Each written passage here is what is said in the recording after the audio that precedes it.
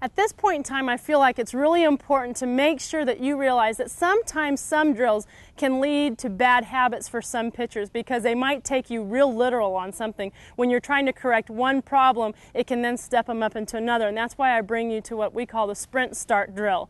And you can use this for really virtually your whole team in a lot of different aspects, but I think it's really important that your pitchers understand it because the drive and the stride are so important in the pitching skill that they use. What I do is what we're talking about in that bucket drill, you might tell them that they're stepping up and over a bucket. Now, when you do that, that does not mean they're driving up. You want your pitcher to drive horizontally or drive forward, not necessarily up.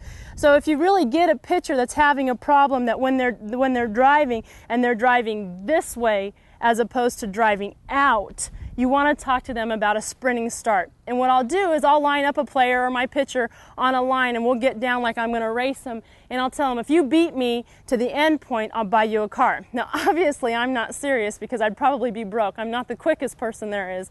But what I'm trying to do is get them in their mind to understand the concept of pushing out. And when you do that to a player, and it can also help in base running like I'm saying, is if you get them when they're getting ready to get down and start to sprint. They're not going to come this way to race me because what they're trying to do is cover a distance. They're going to come here and they're going to drive forward, okay? And you can do the same thing with this, and it's important that you get it to where they're sitting here and they can feel what that drive is, that they're not driving out, they're driving forward.